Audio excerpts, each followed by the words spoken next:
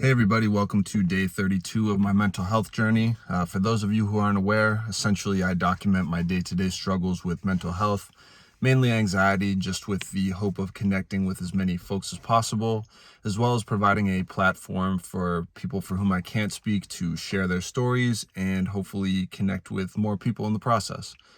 I know my hair is kind of screwed up right now. I just dunked my head in water because it's really hot outside. So I was considering like waiting to fix it, but honestly, it doesn't matter. So today I just want to talk about something that I've noticed has kind of popped up a bunch in my life at this point. And that's just when one thing ends, another thing begins. And when one thing ends, it doesn't mean that like it's all over, getting all dramatic and stuff about it. So I recently finished a book series called The Witcher that I loved, and I started it during the quarantine, and there was like 8 books, and I just went all in with it. And that was actually a phrase like in the book. It was like written in like a different kind of language type thing. I won't get too involved with that, but basically, that was a major thing. When one thing ends, another begins. It was like rebirth and cleansing and all that stuff. But I felt very much like, damn, like I just put so much time into this a book series that I absolutely love, and now it's over. Like, what the hell? And then I thought about some other stuff, like the way that I felt when I lost my job. Like, oh, it's all over. Like, my job's over, but like my life is over. I felt like that, which made no sense, but it's the way I felt at first. And I mentioned in the first video, I'd been seeing this girl, it didn't work out, and I think it was just because I was more vulnerable at the time. Like, I wasn't thinking as rationally, but I was also just kind of like, well, I mean, I'm not going to see that many people during this quarantine regardless. So it just kind of bummed me out. But then I realized in all 3 of those situations, it's given me a chance to have another crack at it, so to speak. So now I have the opportunity to read another amazing book series that will change my life the way I felt that this series changed my life and really helped kind of take me through a dark time in my life. Same thing with work. I lost that job, but at the end of the day, I truly believe that the next job I get, whether I make it or I get hired by somebody else, is going to change my life in a much more radical and much more positive way than anything I've done before. And then, I'll meet another girl. Like, it's really not that big a deal. So I don't know why sometimes I felt like when something ended or whatever, it was like a negative thing.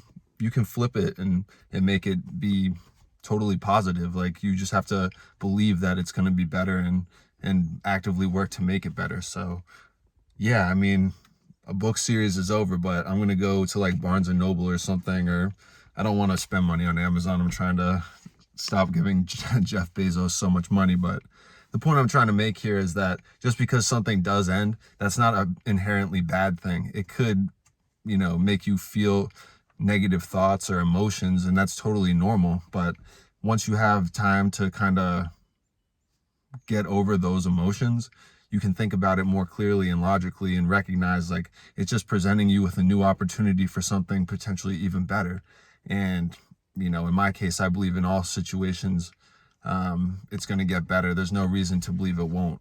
There's like this, sometimes, at least for me, this like fatalistic view, sometimes that it's like all or nothing, or in reality, that's just not the case at all. Like, it's going to take time for things to get better. It's not just going to be like that. And, a bad situation is going to suddenly become great, but it really does matter how you choose to view it, from what perspective. And while I know that people go through like depression and stuff that is more than just like, it's all in your head, like there's a biochemical basis for it.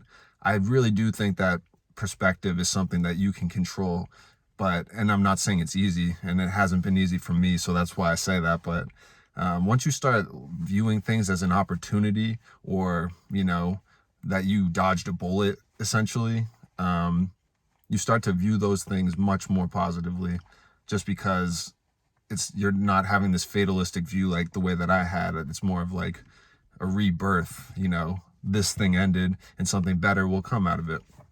And it was just crazy that I kind of came to that conclusion after reading this book, like I just saw examples of it in my life. And I realized in a lot of situations I didn't view that opportunity correctly. And sometimes I'm not going to regret anything, but sometimes you think like, wow, what if I had a more positive viewpoint about certain situations? Like I could have taken advantage of more opportunities, but that's all hindsight 2020 stuff. So it's no reason to beat yourself up about things that have gone by, but just for the future, recognize that just because something appears bad doesn't mean that you can't like make the absolute best of it and it won't work out better for you in the future. You just have to understand that you might be going through it a little now, but it'll be worth whatever pain you're going through now to get to the promised land down the road. But anyway, guys, I don't want to ramble too much about that just because it is a pretty cut and dry topic. One thing leads to another. And basically, you just got to keep pushing, and there's going to be bumps on the road, but it's just how you choose to deal with said bumps. And me personally, I've definitely in the past not been as good or resilient, I guess, when, shit hits the fan. But I've really worked hard in, the past couple months, especially where I really felt like I was kind of in a dark place. Like, I don't want to be here anymore. Like, there's got to be something fundamental I need to change in my life and my perspective in order to be happy. And while I said earlier, there's stuff like anxiety and depression, which sometimes can be biological, we are at the end of the day responsible for the stuff that we can control, and you can control the perspective that you have of situations. And that's something that I didn't necessarily think back then, because you have a lot of power when you think of it like that. You have the power to control the way that you perceive the world, and you can perceive it positively, negatively, neutrally, or a mix of all three. But you have that power, and it is kind of scary because you can't just delegate that power to somebody else. You can't be like, well, yeah, I'd like to be happy, but so and so, doesn't like me back. So, or this job's not going to hire me, so therefore I have no choice but to be unhappy. Like, that's not true. It's not true at all. And I've come to that realization because I used to think that way. And now that I've been changing the way I think, I'm just more excited about life. I see so many more opportunities every day. And I hope you guys are able to do the same. And if you're already doing that, you're ahead of me. I'm just getting started with this new phase of my journey, but I'm extremely excited for it. And I know that moving forward, my life's going to be a whole lot better because I choose for it to be better, and because I'm going to apply different points of view to stuff that I used to be more negative about. But anyway, guys, I'm going to stop the video now just because I do feel like I'm rambling a bit. I will post this later tonight. I hope you guys are having a wonderful Thursday.